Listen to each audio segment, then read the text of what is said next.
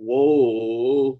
We Uh, live with it. We breaking down week 18, the final week of the NFL. As always, go down, like and subscribe, comment along, all that. I'm Paul Pick and Win 'em, and I'm joined with. you already know, man. It's that boy Kev, Water Voice of Boy, AK Mister. I'm gonna swerve in that corner. Whoa, whoa. Hey, Paul, I'm so mad because that new Jello got the streets on fire, right? But I didn't play that bitch on my Manifest Monday live because I thought it was a copyrighted song. So like I'm so hot I could have played it this week, but it's probably gonna drop on Friday with a music video, and I can't even motherfucking play that guy. Music I video won't be already able to play dropped. this. Oh, it dropped already? World Star Hip Hop got the music video on YouTube. Like on the World Star Hip Hop channel. Nice, nice. But yeah, man, motherfucker, streets on fire right now. NFL season just ended. Ugh. This is a 2025 is starting out kind of good. And the other thing that just ended was me and Kev's week to week heads up matchup. If y'all don't know, we make it picks every single week. We go by a win loss record who won each week. Kev won this week 10-5 to my 8-8, which gives Kev the overall win on the season. 8 wins to my 6 with 3 ties. There was a missed week, so we'll make up for that with the playoffs somehow. Uh, but yeah, no, this was 10-5 and 8-8. I think this is safe to say probably our worst week of picks, but there were so many games also where like Patriot Bills, shit, like it was just, Eagles Giants. It was like these teams have nothing to play for. How much are we really gonna? Who's really showing up? So not shocked that this was our worst week on the picks. That Patriots Bills game was funny because it was like you can't even complain. Oh well, we had our backups in. I mean, they had their backups in too. See, we'll get into it, but yeah, no, Josh Allen starting for that single play and sitting. That's Football gods just don't like gangster. that shit. Football gods saw you. You want to keep the Iron Man streak, so you play one snap and get off the field. Everyone's cheering. Yeah, football gods saw that. Oh man, that shit fire. But with the final week, this also gives us the playoff picture. Finally, we get to see who actually secured the 7th seed, 6th seed, 5th seed, all that, and we actually got potential matchups that we can no longer be thinking about who's going to play who. We know, like, okay, first round, Bills versus Broncos, fucking Bills, Broncos, Texans, Chargers, Steelers, Ravens, and another matchup third time this year. Then like Vikings, Rams, Buccaneers, Commanders, Eagles, Packers. Honestly, this might be one of the closer playoff pictures, I think, because the 7 seeds have showed up on both sides. No, that is fucking facts. But the craziest thing to me is the MVP race. Yeah, This is that shit probably one of the craziest MVP races propaganda. I've seen in a while. Like, yeah, I haven't seen this because someone's breaking it down. The fact that Saquon is barely even in the conversation, and Joe Burrow is all the way out of reach. You're looking like, what the fuck? And somebody like Pat Mahomes going 15-1, you're thinking like, well, 15-2. You're thinking like, damn, this might have been the rawest MVP race we've seen. And I will say, not just the MVP race, because I already feel like the winner is not going to be the guy who probably most deserved it. But the comeback of the year, me and you are big Sam Darnold, but someone point, so we were a little mistaken on the Sam Darnold injury stuff. So he technically still doesn't meet the criteria of what the comeback of the year because he wasn't because Brock Purdy was 2 years ago. So Oh, he wasn't hurt, and they changed the rules, but he is the favorite right now in all betting books to win it. And technically, he might not have met the criteria. So some people think that the books are giving Sam Darnold the favorite, so people are betting on it. But in reality, the real winner is going to be Joe Burrow because Joe Burrow did come back from it. He meets the injury criteria that needs to be met. And then Sam Darnold's just this media driven award, but he technically doesn't meet the criteria of an injured person coming back from. So that's some of the controversy I see on the betting side. Is the comeback player of the year is like if technically Sam Darnold isn't in the running because he didn't come back from injury, and they changed the rules for this specific award last season coming into this year. sports books might just be having that line there just so they can get free money.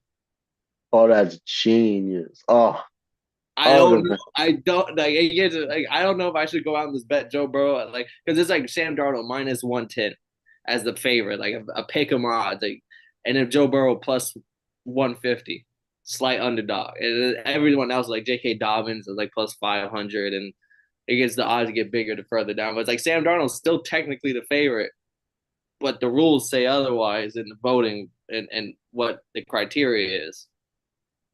I don't know. interesting. Oh, that's fine. I would have never thought that Vegas was finessing like Yeah, that. so that's gonna be the war I'm gonna be watching come that MVP because I will be. I know who should win it this year, and I have a feeling if I know who's gonna get it. Yeah, and I need to see this. See, the Pro Bowls came out. Shout out Zay Flowers being the first ever Ravens receiver to go to the Pro Bowl, right? But I'm waiting for them all pros to come out. You know we love them all pros.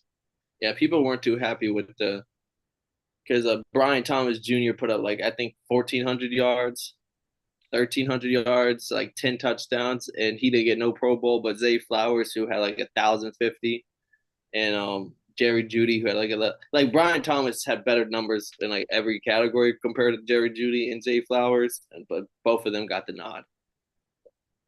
I mean, Pro Bowls do not matter until people are talking Hall of Fame. Like I'm not gonna lie. Oh yeah, Like, I just don't see. The only reason why I understand for his point of view is because I don't know if he's gonna get an All Pro his rookie year. oh yeah, that's real. So like Pro Bowl is really like his one shot of getting that early recognition. Yeah, and you probably get like an extra check or something like that. But I never, I can't ever listen to people complain or argue about Pro Bowl and All Star snubs because I'm like this doesn't matter until like till you retire and everybody's screaming. Well, he went to 6, 7 Pro Bowls. Well, Mike Evans is the best example of that. Like I think like one All Pro, and it wasn't even like a first team. And other than that, it's like 6 or 7 Pro Bowls. But yet, if you Mhm. hear the Bucks fans, he's like first ballot Hall of Fame. We're not gonna get into that yet, Yeah. but like I ain't gonna lie. I ain't gonna lie. 11,000 yard receivings in a row. Um, I don't know though, because like if I was defensive coordinator, quadruple coverage. Or they said there's nothing on it. Like this is the last play of the game. Put 6 motherfuckers on Mike Evans. I'm Fuck it. telling you, kid. Fuck it. No, and it's not even to be like, oh, you can't get the record. Nah, I don't give a fuck about that record shit. I don't want you getting that 3.5 million. Bitch, I ain't get 3.5 million. You not getting 3.5 million. Like I would have been one of them green ass niggas. Yeah, Rizzy not coming back. What you gotta lose, right? Yeah, I'm 6 on them, kid. And it's a close game. Like what? I'm putting 6 on And it's supposed to be your divisional rival. Not supposed to like one another.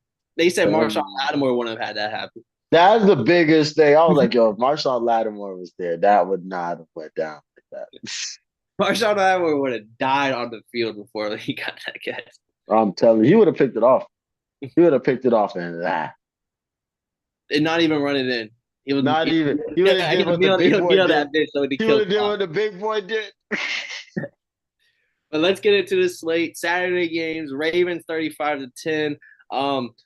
We should have known DTR wasn't the starter. Bailey Zapp got the start. And then DTR comes in for like a drive and a half. And then Bailey Zapp comes Like, back. And at that point, we knew, like, yeah, this ball game over. They don't know what the fuck going on that side of the field. they can't even finish the season, kid. Like, what the fuck?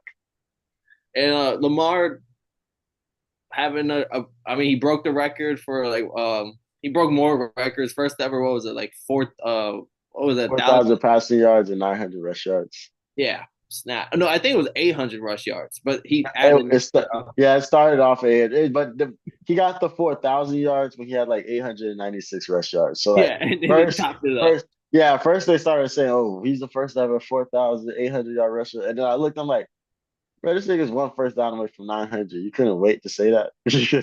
And of course, Derrick Henry, bro, that shit was sweaty. I was sweating out the Derrick Henry touchdown, bro. And all of a What? sudden he finally gets the first touchdown. And then he breaks like a 40-yard, like when I don't need it no more. And then he starts getting loose on them boys. But Derrick Henry gets his incentive. Zay Flowers gets hurt. Kyle Hamilton gets hurt. That was kind of the big takeaway for me is how long are these starters going to be in when you're up by like 15, 20, and they're the other side don't got the offense figured out. And they kept the starters in. They just I don't know how hurt Zay Flowers is or Kyle Hamilton is because they're showing the stats like Kyle Hamilton when he wasn't in and it was like allowing 28 points per game, 350 yards. And Kyle Hamilton is playing, it was like 190 yards, fucking 20. It was like a huge difference in Yeah. what that defense looks like. Yeah, because there was a point where this past that secondary was not eating the season, like especially when they played Joe Burrow. Like, Yeah, it's a huge difference. So like his game, I think Kyle Hamilton looked fine, like will be good, but Zay Flowers left the game, so that was like okay, let's see yeah, how that's a big deal. yeah, we're gonna check. Not rest in peace. We gonna pray for good health over there. But the Ravens, they're looking good going to the playoffs. They're playing some good ball. And the Browns, you guys finished the season. And I think they got like the number 2 pick or something like that. So everybody's screaming they need to go quarterback. Yeah, I'm about to pull it up right now. Draft order I 2025. think it's Titans number 1, Yeah, Browns Titans, number 2. yeah, Browns 2, Giants 3, Patriots 4, Jags 5. That's the top 5 right now. Right, the Raiders were number 2 on their way to number 1 2 weeks ago. That shit is crazy. Yeah, Raiders still number 6, and Jets are number 7 off a potential Super Bowl year. Then we had other Saturday games, Steelers, Bengals, and what was a close game, 17-19. It wasn't close really. But the Bengals offense allowed the Steelers to stay in this game with a couple turnovers early. But on the flip side, the Steelers offense was just absolutely like, Arthur Smith was my guy. But at this point, the fact that he allows Caldwell Patterson to still get snaps is atrocious. When they said like Caldwell Patterson is in the game and he gets tackled for like a -3 thing and he doesn't see the field, I'm like, why the fuck's he even in the game for the single snap? It's like middle of the third quarter. Y'all didn't let him touch the ball at all this whole game. Now he's supposed to come in and do. Yeah, I don't know. That was bad. And then George Pickens. Whoa. George Whew. Pickens has 3 big drops, crucial drops that probably potentially changes the outcome of this game, or at least allows the Steelers offense to get into some sort of rhythm or flow that they never was able to get into. Especially how close the game was. Yeah, and one of the funniest things was George Pickens entered the game with 901 yards. He needed 99 yards to get to 1,000, and he ended the season with 899 yards. So he lost some yards in this game. That was his final stat. I was like -1 or 2 yards. That's Uh, crazy. and it wasn't for the lack of targets. Like he was getting the ball thrown at him. It was just some like 2 of those drops were in decent coverage where he normally makes those catches. But one of those drops was just a blatant you just dropped the pass. I don't know what that was. Steelers still go to the playoffs. They will be playing the Ravens. Some Steelers fans say, "Hey, bro, like we show up for the Ravens games. Well, were they okay with that?" Other fans, that was the last team they wanted to be playing in the first round. I mean, I wouldn't for sure. But they'll have some type of game plan. I mean, shout out the Steelers defense for I think they're like the first team to keep the Bengals under 20 points too. Yeah, And but that shit is tragic as a Bengals fan, man. I mean, like you said, Russell Wilson kind of stunk it up, and him and his receivers were not connected. Like this game was so fucking close, and they were just making such costly mistakes. Like Pat Fryermuth made that terrible drop. I can't remember if it was on third or fourth down, maybe that was fourth. fourth. That was fourth down. They makes that catch. They're within Boswell potential field goal to win the game. Yeah, like that shit's crazy, but they just losing. They just feel like they just lost a lot of steam throughout the season, and like they've lost their last 4 games. And I can't remember what the exact stat was, but they're the first team to go into the playoffs losing their last 4 games. I don't know about ever, but definitely in a while. So this shit's pretty crazy. Potentially, it could be the last time since they did it because then in like 2018 when Big Ben then they start off like 11-1 and then they went like 0-4 to go 0-5 then now the season to go into the playoffs. I do remember some shit like that. Yeah, they maybe like tied their own record type shit. That's funny as hell. But yeah, that offense definitely needs to lock in and figure some shit out because the Ravens ain't going for that. The Bengals, on the other hand, their season is so tragic. To think that you had to put all your hope into Carson Wentz, and with the Broncos winning, that shit didn't go through. But the craziest thing about it is the fact that you look back at some of their games and you're just like, fuck. Like you lost to the Patriots week 1. You got No, the that was stat. week 2. That Oh was my week bad. 2. They brought that up because they said if the Patriots would have lost that game, they were like, this game has so much implication because the Patriots lose that game, they have the number 1 pick right now. It doesn't matter if they won or not against the Bills, and the Bengals on the flip side make the playoffs. So like that week 2 game changed everything. Yeah, but like there's so much more. Like there's the Chiefs game, you get the sack fumble and the pass interference call. There's the Ravens game, you go for 2 instead of kicking the Oh, field goal. Like, all your defense, if Evan McPherson makes the fucking kick in OT for the first Ravens game, like you're out of there. Like it's always interesting when it comes down to one game, especially when it comes down to I needed something to happen, and they needed 2 things to happen. They still motherfucking one of them still happened, but you're just like, fuck. The Bengals, this was a tragic year for them.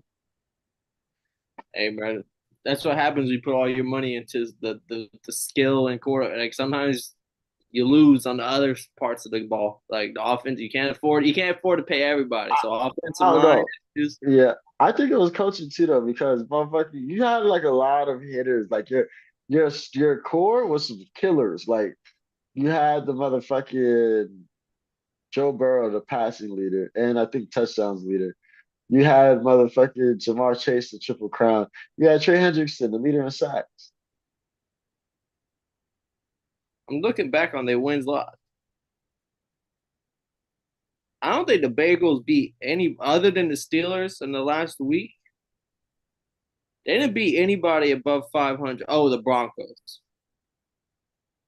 It was timing though, because like they didn't play nobody above 500 when they was in their bag for real. They started off I'm kind of looking like at like the Eagles, like because anytime like Ravens, Chargers, Eagles, Steelers the first time, and then outside of that they beat the Panthers. They lost to the Patriots. But yeah, this is the only reason I bring that up is because like a lot of times when they talk about the Dolphins, it's like the same thing. It's like above 500 versus below 500. yeah, it's interesting. But hey man, the boys got some time to think and lock in the summer. No more T Higgins, that's for sure. Sheesh, crazy. They better draft somebody. Then we moving on to Sunday. We got starting off. The Texans beat the Titans 23-14. Texans kind of had a chokehold in this game early. The Titans off like Will Levis, Mason Rudolph. Just the whole they had Will Levis out there, and just the ball did not move. Tony Pollard did not have the big day he was hoping for his incentives, and the Texans defense definitely needed this game to at least look like they're finally getting shit on the back, like going back in the right direction. Yeah. And the uh, Davis Mills basically did enough out there on offense. Like the Titans just looked out of it. If anyone looked like they wanted the first overall pick, it was the Titans. Yeah. I don't know. I feel like they definitely didn't look good. I definitely wouldn't say that. But they were slinging that thing like Will Levis got a nice little throw down the field late in the game which for some empty for some garbage yards. But yeah, the Titans, I kept saying like they're a team that looks better than their record, and they ended up with the number 1 pick. So I was just like, maybe this team just honestly sucked and just did not play well all this season. I think Davis Mills did enough, but the fucking shit I see 24/7 is that play when I think he threw a pick and he was trying to get the touchdown and like his neck does like Oh this yeah, on the floor. Like that shit was yeah. bad. And They said Damian Pierce breaks off like a 92-yard touchdown early in the game, and then like from there it was just like Texans are just had him in a chokehold. yeah, so this game didn't have too much playoff implications. But shout out to Texans not for getting the dub coming into playoff time. Then we had an overtime game where the Panthers 44 to the Falcons 38.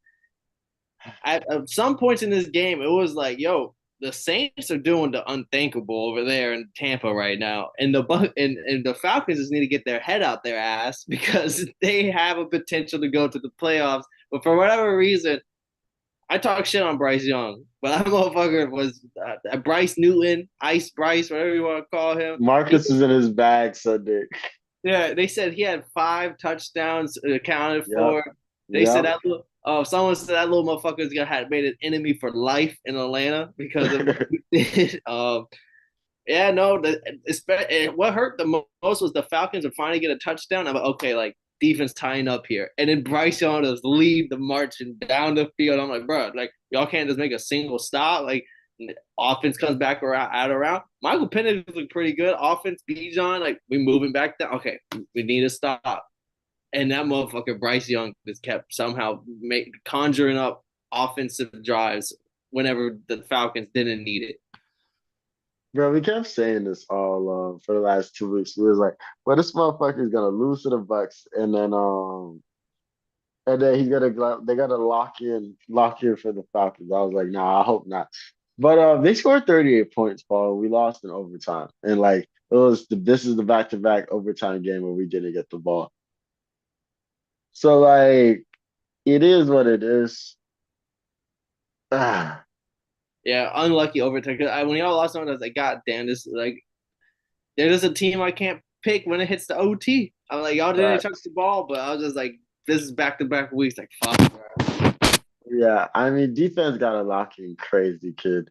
But we have the summer to go figure that out, put that together. Go ahead and get a couple of dollars back from that boy Kirk Cousins. But I'm not mad that we didn't make the playoffs just off the face. The same thing I told you every year so far, as we've been doing this podcast, is that you don't go just to go. You go to win the tournament. And this isn't a team that's going to win the tournament. Letting the Panthers score 44 on you. Come on now. You're not trying to win the tournament for real. So uh, this was the big year. We're supposed to do all this extra bullshit and all this stuff. We got one more win than we did last year, so shout out that at least. But we gotta lock in and keep going. This shit don't stop here. Then on the flip side, the Buccaneers beat the Saints 27-19. This was literally the Saints came to play, making the stops. They knew what Mike Evans had to do. So they were like, they made sure Mike Evans was not, he had like 10 targets, and he was not able to get what he needed. It wasn't until I felt like the Bucks finally stopped trying to force feed Mike Evans and Baker making some crazy plays, Crazy plays. extending drives with his legs. Bucky Irving gets off in the second half where they weren't really using him because they're trying to feed Mike Evans early. Jaleel McLaughlin, the rookie, he makes some huge catches to take the not like extend drive and then take the lead. And And then that from touchdown was crazy. yeah, even Tom Brady was glazing. He was like, bro, that's a great catch from McLaughlin, but like Baker is on the run, breaking pocket, looking downfield on like off the fucking throw. I mean, off the run throw into a corner pocket where like only his guy can get. Great throw. Definitely had me scared of my parlays for a while because I was like, bro, I have Tampa in almost all my parlays, and the Saints choose to show up here.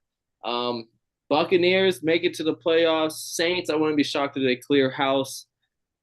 Derek Carr probably is going to be the starter next year. They inked that contract, and unless they pull a Broncos and Russ situation, it's going to be Derek Carr next year. And on the flip side, Buccaneers red hot in going into the playoffs. Yeah, I think I would love to see the future of quarterback contracts, but do you see like situations like the Derek Carrs and the Kirk Cousins and the Russell Wilson and the Deshaun Watsons. I think people still look and see they could get a veteran quarterback like a Tom Brady and Matthew Stafford. They can get a veteran quarterback, but they'll still have to deal but I don't know if they're getting a veteran quarterback in the third contract like they have been with these guys. So I would love to see how that continues. I mean, the Saints and Spencer Rattler, they kind of came to shoot that bitch out, even though it was the Bucks looked bad for trying to force feed Mike Evans. The Saints came to shoot that thing out, and like they were taking advantage of the Bucks. I think they had like 12 penalties or something like that. So in the first half, they thought that they really made this a game, and we are just looking like, yo, what the fuck going on? But second half, they locked in, figured it out, and made it happen and start working. Because boy, they worked the fuck out of them boys. Yeah, and Bucks fans, or some of them were like, "Bro, we lose this game, at least we can fire Todd Bowles." They don't know the one game that we're split on. The Patriots beating the Bills 23-16. Josh Allen gets to keep the Iron Man streak alive. He goes in, gets the one snap to start, gets the bench right after that. They thought Mitch Trubisky was going to be enough to get the win. Fucking Joe Milton and the Patriots, he kind of cooked in preseason, so I wasn't too shocked to see him kind of cook the way he did. But he had some plays. There was that one touchdown he threw to Keyshawn Bout that was wide open. That was kind of like a nasty across the body fucking dart.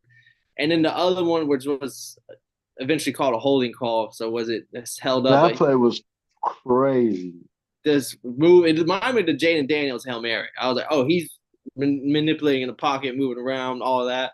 And he looked pretty decent for an undrafted, I think, guy quarterback. It's Nah, he went 6 round. 6 9. Oh, I mean, late draft quarterback. Something Patriots know a little bit about, I would say. But yeah, they came in, they got the dub. They don't get the first overall pick because of this. They moved down to 3 or 4. But I said it when I picked it. I was like, no one wants this first overall pick. Whatever. That's why the Patriots gonna win. This is gonna be the year where fucking 5 different teams in the last 2 weeks had the number one overall pick in their And, hands.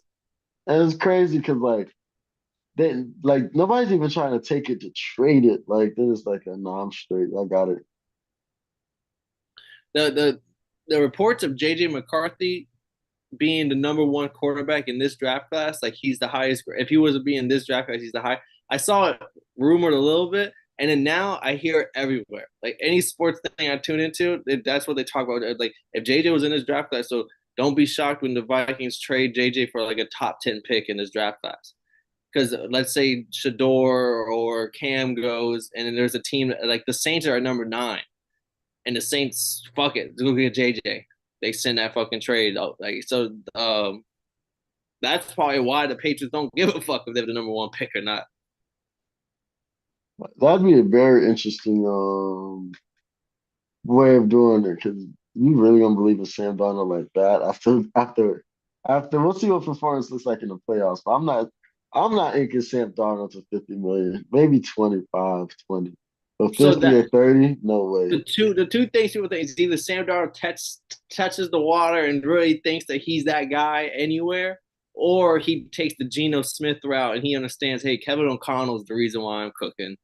Let me take a team friendly 3 year deal, 120 million, which is just like 40 million is like the norm nowadays a year, and that's it. I don't need 60 million. That type shit. Let's pay Jordan Addison. Let's pay JJ.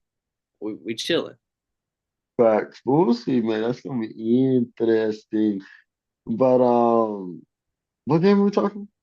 The Bills pay Patriots lose number one overall pick, and the Bills in the same spot they were last week.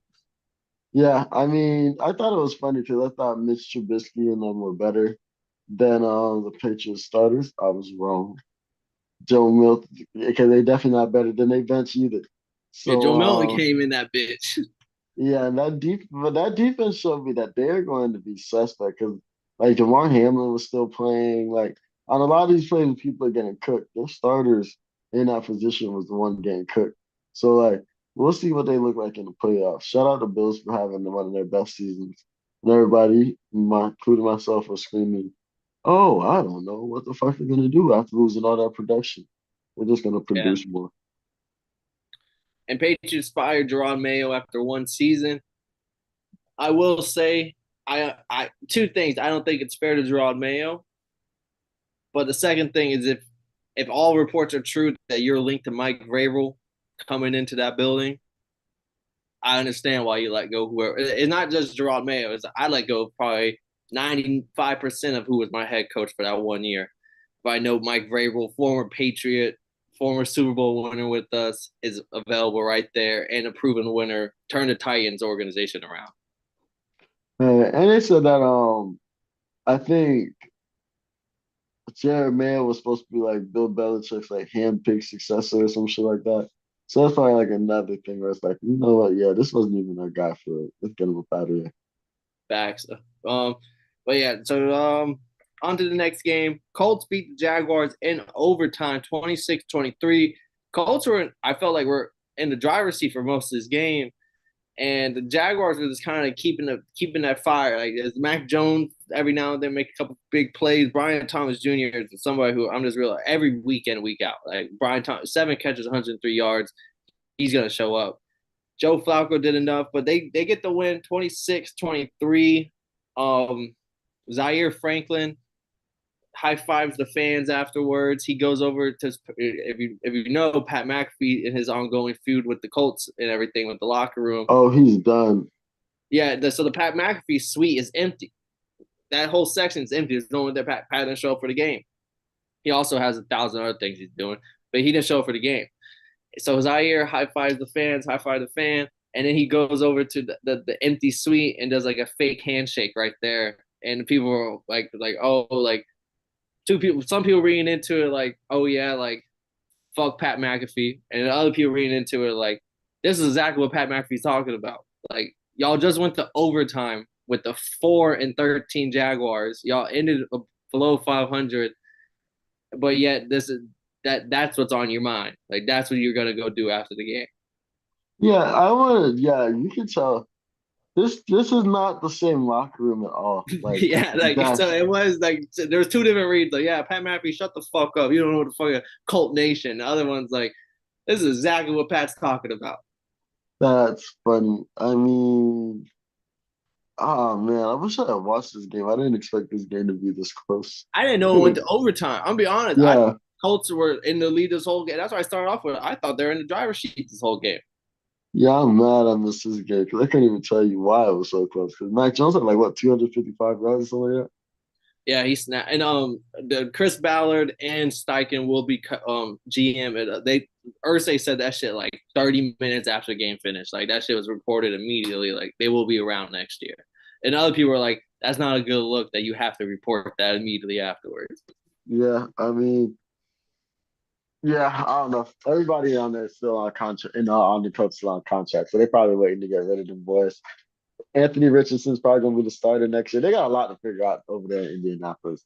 Shout out to them, I guess, getting the OT dub, I guess, though, with it to the Jags. Yeah. And then moving on to some of these 4 o'clock games, we had the Jets beating the Dolphins 32-20. Aaron Rodgers, it started off so good. Aaron Rodgers throws an interception on like the first drive. I'm talking shit to Keyshawn. I'm like, everyone look at the Jets fans and laugh, point at them. And then slowly I'm feeling the bad like second quarter, I'm seeing the Jets score. I'm like, okay, like offense needs to do something. They score again. I'm like, okay, offense, and then they score again. I'm like, okay, we're done. We're cooked. I was like, at that point, this Dolphins team with Snoop without Tua, this is all without Tua. With Snoop, we're not a team that's gonna overcome a deficit and win. Like, what the fuck are we talking about? Like that, we're not built for that. So we kind of keep the game close. Fourth quarter, somewhat still a ball game, but I kind of already knew. I was checked out at that point. Like, yeah, we're keeping it close, but our defense isn't gonna hold. Defense doesn't hold. Jets score again. Basically, they game's over halfway through fourth quarter. Biggest thing from here is Tyreek post game comments of he's out anywhere but Miami. That's basically what he said to me. After signing a deal in the summer. So, so as a Dolphins fan, I can say this season was a roller coaster. The only thing I can point to is like if we don't have Tyreek, at least because I'm big into O line. Like when Tua has protection and our offense looks phenomenal. When Terron Armstead misses half the season, our best left tackle, that Austin Jackson misses, it gets hurt with a season-ending injury halfway through the season. Our right tackle, Robert Hunt leaves to the Panthers in free agency, who is our only good guard on the team. So like offensive line definitely was not as good this year, and Tua gets hurt, of course, because we don't have anyone protecting him. when if Mhm. Tua plays a full season, our offensive line plays full season, we're a playoff caliber team. Come on, But understand. we have Snoop Huntley for 6 games. We go fucking like 1-5 in those games. And here we are at the end of the season. And because of all that, Tyreek's gonna leave. But at least my only good silver lining is if Tyreek leaves, that's 50 million damn near 40 million a year that we free up. And hopefully we can invest in O line. Like No, that's back. we already paid Tua. We still have Mhm. Waddle. Jonas Smith's having a career season on at tight end, and no one's talking about it because of the other shit lingering on this team. But looking forward, I'm like maybe we can invest in the O line and we go from there. Defensively, I don't know who's staying and who's going because shit is Ramsey might be gone too. I have no idea. See, I will say, motherfucking Tua got hurt because the receivers went off. But Yeah, Tua also got to understand, right? You can't be going yeah, head up. yeah. But I do think you guys do play a lot better with it on online. I think there's a lot of little things you have to fix. Shout out, it's good knowing Mike McDaniel probably still has a job. Yeah, they But announced he'll be back next year. but I'm just mad I didn't switch my pick because I was like something told me like, yo, you should low key get the Jets because this is like Aaron Rodgers is a good chance it's gonna be Aaron Rodgers' last game. He's gonna feed Devontae Adams, even though Devontae Adams got killed on that flea flicker. Sheesh, that shit was crazy.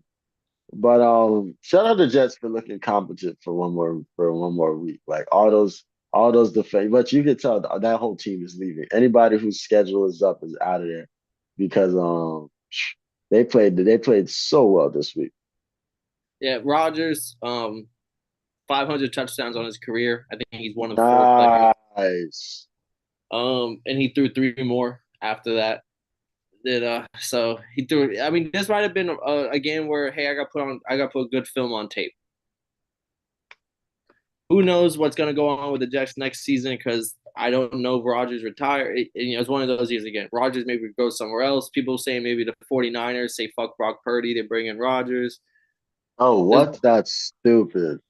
I'm just there's a lot of room. There's a lot of things circulating of like, hey, maybe Rogers takes a like because it's like similar to Russ, where they don't have to pay him because the Jets pay him, shit like that. Who knows? But it is. We'll see because that's the Aaron Rodgers tour, baby. We never know. Yeah, I'd say you gotta let him do his time in the darkness, all that extra shit, and then he'll let us know. I would say it's hilarious because they always post that photo of him on the Pat McAfee show and Devontae's behind him, and they're like, they like posing for the camera, like, look who's behind me, like New York Jet, and it's like just to go 1-7, and like It's crazy work.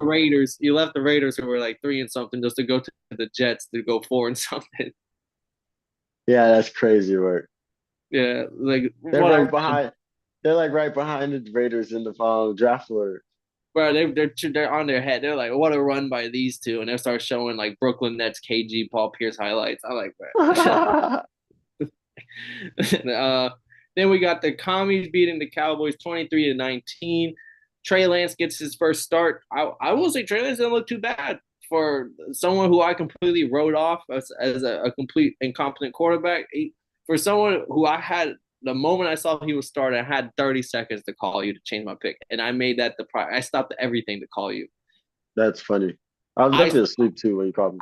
I was like, oh, like I actually watched it again. I was like, damn, Trey Lance might win this bitch. Trey Lance he's able to move. Like I see why he went early in draft. Like he does things that some quarterbacks can't do. The way he can move, throw. Like when they talk about Caleb Williams and shit, like oh, he's able to throw fucking sideways underarm. Like Trey Lance was doing shit like that. I was like, oh, Cooper Rush isn't making that play. Dak probably makes that play, but like I can see the highs and lows with him. Commies still get the win. Mariota comes in to start after Jaden Daniels gets a few runs at it. But all in all, I don't know what's going on with the Cowboys. They haven't announced that McCarthy's coming back or not yet, so that is kind of like the biggest buzz around it. What's up with Mike McCarthy? And Interesting. and then the other thing on that is Commies secure their spot in the playoffs. I think they're the fifth seed with this win. Because on the Packers and Bills game, on a Packers and Bears game, Jordan Love got sat, and in the fourth quarter, he's taking reps on the sideline because this game was so close that if the Cowboys potentially won, they're saying Jordan Love will come in halfway through the fourth quarter to finish the game to hopefully beat the Bears. So like this game had a lot of implications. Yeah, but I mean, I think the Packers, the the reason why is because of the Commanders get to play the Bucks now because the Packers lost, so they got to play the Eagles. Well, the commies were on top of the Packers, so when the commies were about to lose, the Packers were like, "Hold on, let's bring our starting quarterback back out because we have a shot to be in the fifth seed and playing the bottom." Because they said I think loser plays. The Bucks Yeah, one plays the Bucks and one plays and the Eagles. hmm So it was like, oh, we don't want to play the Eagles type shit. But then commies end up actually winning the game, so it didn't matter what the Packers are going to do. Packers still lose their game. We'll get to that later. hmm It was almost similar to like the Bucks Falcons situation, where it's like, hold up, we have a shot to actually be in the playoffs in this the type thing. But like at the end of the day, the outcome actually didn't matter. But yeah, no, Cowboys lose. The only other thing was Cooper Rush had to play. I think they said 60 snaps in this game, which would have Oh been like wow. 2 quarters. And if he would have played those 60 snaps, he would have made 250K more. But they decided to go Trey Lance as the starter. So and Cooper Rush only made like 2 million on the year. So like that 250K is a lot bigger to him than what to a lot of other people going for incentive. So Mike McCarthy choosing to start Trey Lance ended up fucking Cooper Rush out of his incentive. Yeah, they probably did that on purpose though. Hey, that's what a lot of people are saying right now about that. Yeah, like that's crazy because like I think it's crazy the duality. Like they make a lot of money. Like if they see that like the team is trying to get the incentive, like they don't say nothing. But like I feel like there's a lot of people that get snubbed like that by with their incentives. Like yeah, you don't got to play the last week. I'm trying to make my extra 250. Facts. Then we had the Eagles beating the Giants 20-13. Eagles, there was no offense to the fourth quarter. That's all. Yeah, This I was about to say that's I didn't notice anything until the fourth. I even know the like game this was on until the fourth. this was all the Eagles were up 10-3 all the way up to the fourth, and then all of a sudden Malik Neighbors makes a big touchdown. Malik Neighbors turns up a notch the games now. Like he not only did he like break the record or whatever, Brock Bowers goes on to break that record, but he had the rookie record in his hands for a little bit.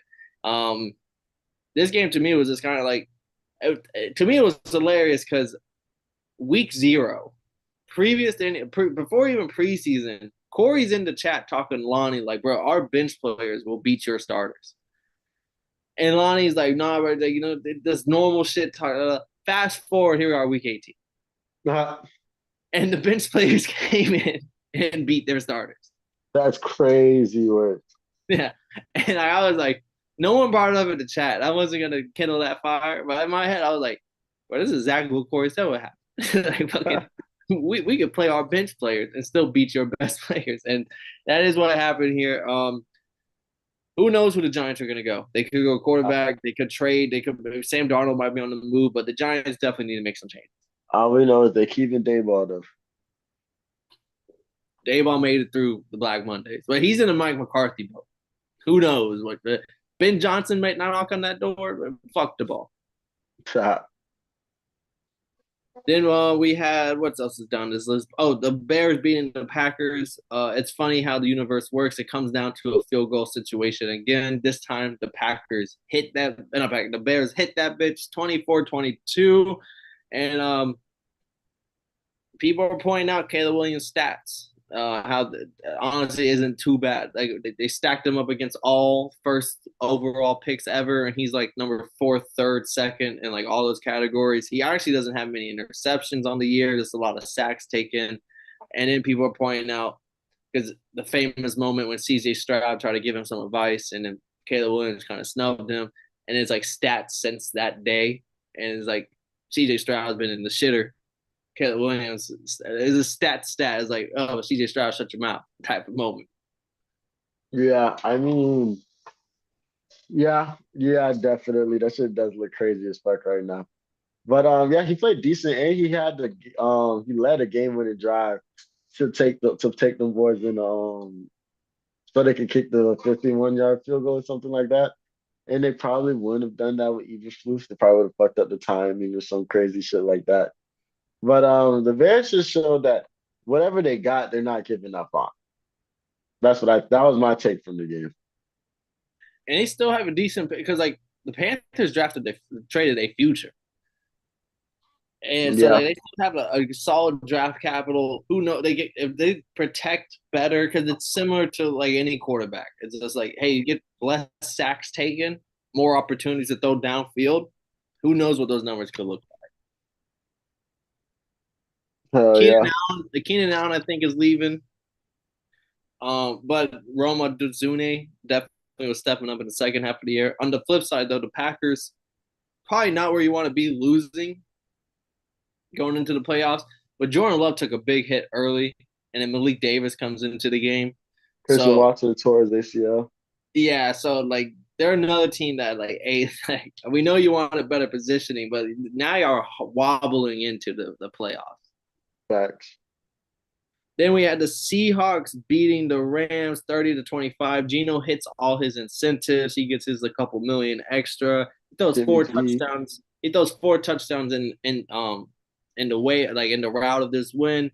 JSN I think breaks like the Seahawks record or some shit for like receptions. I can't remember, but like overall good season. You go 10-7, you don't make the playoffs. Normally you go 10-7, you make the playoffs. So like Seahawks fans are kind of upset with this season, but I'm sitting here like, bro, 10-7 in the AFC, you're making the playoffs. So like 10-7 is not a bad year, especially for a year where everybody had the 49ers winning your division, then the Rams coming in second, and like you and the Cardinals were an afterthought. And this is their first year with the new head coach or second? First year without Pete Carroll. Yeah, so yeah, I'm not mad at this season. I think they started off a little stronger, they fizzled out, and they played a lot of inconsistent ball for sure. But Jimmy G came in this game and put on the show. I ain't gonna lie. He put a film on tape, bro. A lot of teams looking at the quarterback position like, do we trust these rookies coming in? Because like right after Shiloh and Cam Ward, it's kind of like, do you trust anyone else after that, Mhm. or do you trust Jimmy G to get you at least a couple wins on the year? I mean, yeah, that's just interesting. I'm not taking Jimmy G. Like I saw the Falcons try that 2 years ago, so like definitely not doing that fucking in 2025. But yeah, he played his ass off, so and I think this Rams team they're definitely not playing their best ball going into the playoffs, but at least they're playing ball in the playoffs. True. Your playoff scenario is still a lot. Yeah, that's pretty cool. Well, except for the But 49ers part. uh, They did. They were Broncos 38 to the Chiefs 0. Second team of the season to have a shutout here. Yes, it's with all the backups, so it wasn't as big of a deal. Did not expect Carson Wentz to throw under 100 yards. The Broncos defense, it was a mixture of the Broncos came to play and the Chiefs took the week off. It was clear as day the Chiefs did not come with any intention of winning the game or anybody getting hurt. Because the amount of effort that was shown on some of this thing was kind of lackadaisical. And on the flip side, Bo Nix and them boys just took care of it. There was no hiccup to anything. It was like 21-0. I think the first quarter was still taken. oh yeah, he was fucking them up. Like they came in and locked in. They said, "Yo, we're going to the playoffs." I don't know. Sorry, Bengals. Sorry, Dolphins. We're going to the playoffs. And they set the tone immediately when they got into the game. So shout out Sean Payton for bringing this team all the way back with a rookie quarterback and like what a third of the salary after the rest dead cap hit. Doing the unthinkable. And like Bo Nix, all the shit I talked, I give him his flowers. He's 29 touchdowns. This is just throwing because Jit ran for fucking at least like 5 or 6 of them. Um, Hmm. 29 passing touchdowns, sixth in the league. So on your rookie season, to let alone be top 10, but like right out the cusp of top five in passing touchdowns on a team that no one expected y'all to even be in this scenario. Bo Nix having a great rookie season. And if Jaden Daniels didn't snap the way he did, probably wins rookie of the year. Oh no, man, Brock Bowers. No, no, no, no, no. He'll beat Brock Bowers. Especially ending the season with 4 touchdowns and that one nasty play when he's running it and then he laterals that bitch to fucking I think Mims or somebody and they take it for another 20 yards. Oh yeah, that's crazy far.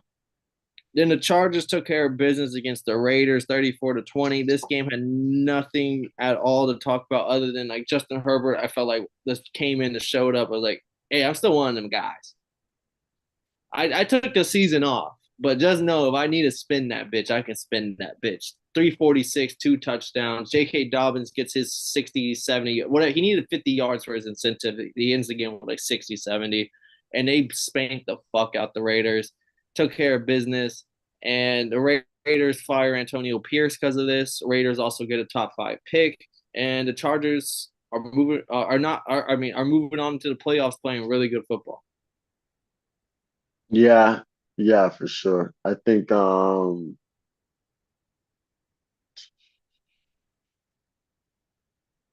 The hardball. yeah, I see somebody play somebody made a really good point that like the Chargers the Chargers have the court got the coach I want in the quarterback room I was most interested in.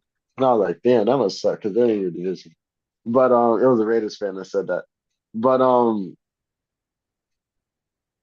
yeah, there's not really much to say on this game. I mean, shout out the Raiders for not coming in this bitch and winning, so they could get at least the top 6 pick because they could have fucked this shit up even more.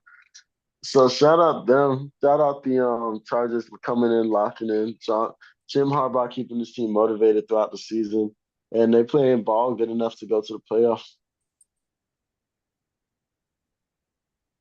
And I don't know if this was a coach's decision or what, but Quentin Johnson, the wide receiver that was a first, like top 10 pick, had a terrible rookie season. Harbaugh kind of coached him up this year. He made big plays, but then I felt like second half of the season he kind of fell off again, and everyone's been on his head for like the drops all over again.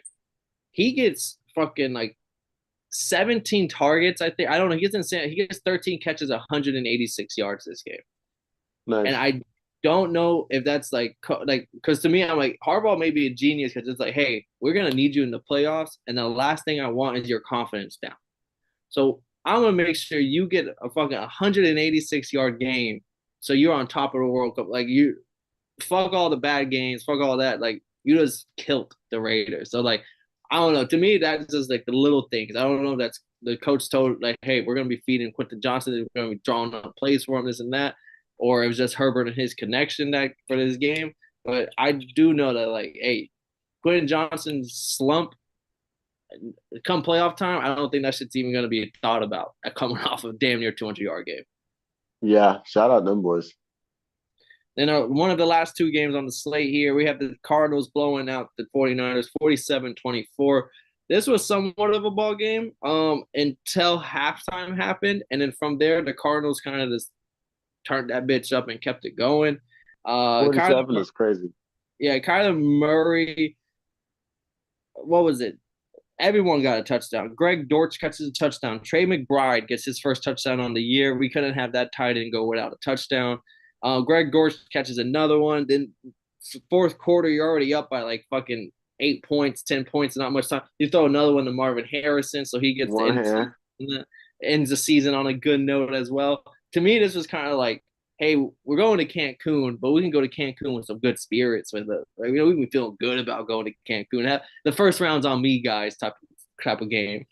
Yeah, I mean they played their asses off. They definitely played a lot better than they've had most of the season this game. So I was just impressed by that Marvin Harrison one hand touchdown. I was like, oh, that boy heard us talking shit on the show this week. But the Cardinals are just one of those teams that like they just weren't in the contention of winners, so nobody really gave a fuck about what they had going on.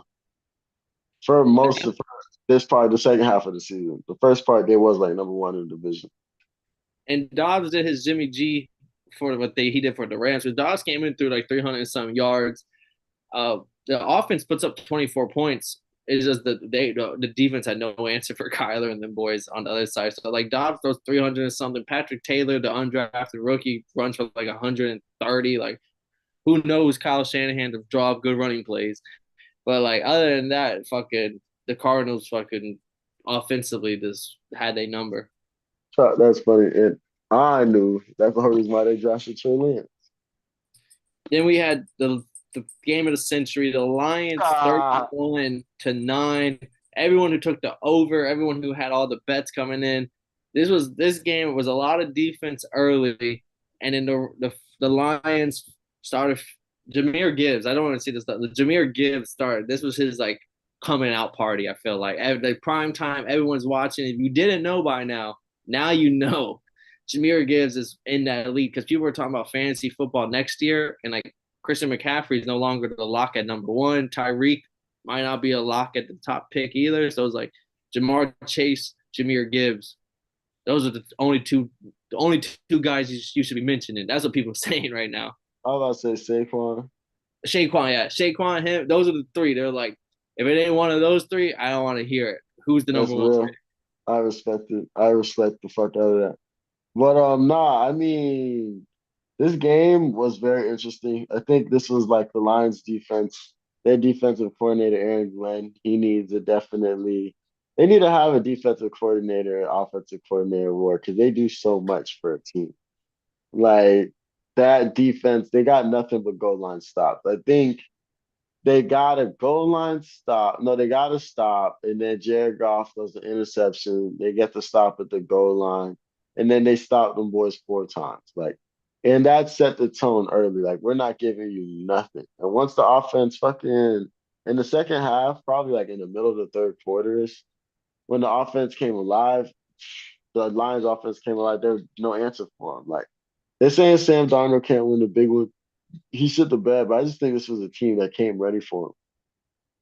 Yeah, there was the throws were kind of there's a couple plays where it was like the throw was high in a couple, but these are also like fourth down plays that you're just pinpointing like we need something here. So and then another play where like Jordan Addison, it's a play for Jordan Addison is drawn up for Addison. He's wide open, but Darnold will kind of like pump fakes it because he's just the confidence thing is not there after a couple mistakes early, and then that ends up being a turnover on downs.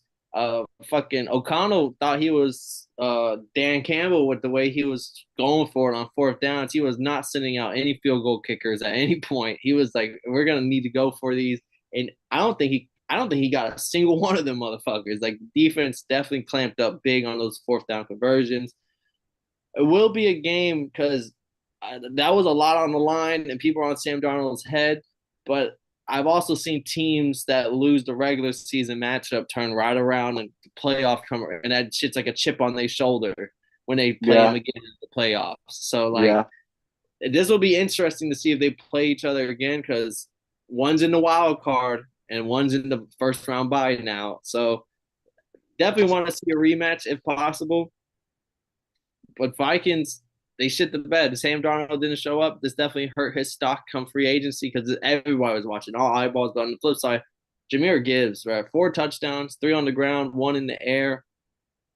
He's what people thought DeAndre Swift was gonna be. And Yeah, and DeAndre Swift had his 1 year and then he's gone. And then now that Montgomery's hurt, we're watching Gibbs literally just unfold. And like, blossom. yeah, come playoffs, we'll see. This Lions team is the, the best team in football. Yeah, definitely. I think yeah, they're definitely the best team. And the way that they've kind of adjusted and fought back from so many injuries, having so many people on injured reserve and like the most players on defense on injured reserve, they definitely locked in and made it happen. So shout out them. Shout out this Lions team for doing the best, having such a great season. Just off the face that like you could tell that they did it together. Like the coaching staff, the ownership and the front office as well as the players. Like everybody kind of worked real Fans too. fans for sure. Like a lot of people worked seamlessly to make this work. So we'll see how well they do in the playoffs. But Jahmyr Gibbs locked in, made it fucking happen. Ben Johnson. He's in every coaching conversation right now. And Dan Campbell kept his team fired up. Like they walked in the fucking locker room and said, "Man, y'all fucking look like y'all somebody." Like snapping, like congratulations for being number one. Like really getting the boys walked in ready to go to the playoffs. I'm hoping that first, and then they played a full game here, so I'm hoping the first round bye doesn't do too much to them. They come ready to play some defense in the second round, and my Lions make it to the Super Bowl. Yeah, no, it's gonna be hard picking against them in any matchup. And I will say, I don't know about you. This is a personal thing. Anytime I've seen football, where it'd be like week 5, right? Week 5, we're early on to mid-season, where it's like blah blah blah, torn something, blah blah, broken something. He's out for the season. Potentially could come back for Super Bowl if they make it. I'm like, motherfucker, he ain't coming back. Like anytime I see something like that, I'm like, they either they not going to the Super Bowl, or two, I'm like, he's not thinking they going to. Like, he's not going to be ready for Aiden Hutchinson for the Super Bowl. I was talking shit when they first. Now I'm like, bro, first round bye. Who knows? Like they really just need to win 2 games. They're in the Super Bowl, and he could come back. Like this is one of the few times where I'm like, holy shit, like their star player really actually might be back in time for like right in time where you might need him the most. Yeah, I mean, I think the first person I ever seen do that was TL for the Eagles or some shit like that. Probably, yeah, it's very rare because I see that shit headline. It'd be like star blah blah out potentially could be back if they make a playoff run last week Super Bowl picture, and I'm like, ain't no fucking shot without this. But like Brandon Ayuk, I think was something else like that. Like Ayuk Uh, could potentially be back if they make a Super Bowl run, and I'm just like, yeah, all right. But uh, so like when seeing this happen, I don't know what Hutchinson looks like right now and rehab and all that stuff, but like it would be pretty dope if he. I don't think he will because I haven't heard his name at all. But it is pretty dope that this is the first time for me in probably a long while. I'm like, oh shit, that team actually will be could be in the Super Bowl. yeah, that shit's fire. We're hoping for the best for him. Yeah, but next time y'all see us boys, it won't just be regular season talk. We got a lot shorter slates. We got the playoffs picking up. The UFC is gonna be picking up in these upcoming weeks as well. Boxing too. So like just because the NFL might be slowing down, don't mean we're slowing down. So we'll be back for more. As always, we appreciate everybody for watching along. This has been another week of Totally Blitz podcast breaking down NFL